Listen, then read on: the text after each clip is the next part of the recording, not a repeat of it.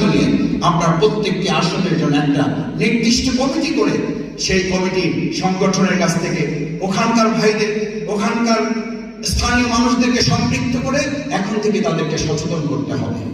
আমরা এখন পরিষ্কার বলতে চাই, আমরা মোকাবেলা করার চেয়ে আগেই প্রতিশোধের হিসাবে যেন এই সাহসী কেউ না করে সেরকম একটা পরিবেশ আমাদেরকে তৈরি করতে হবে।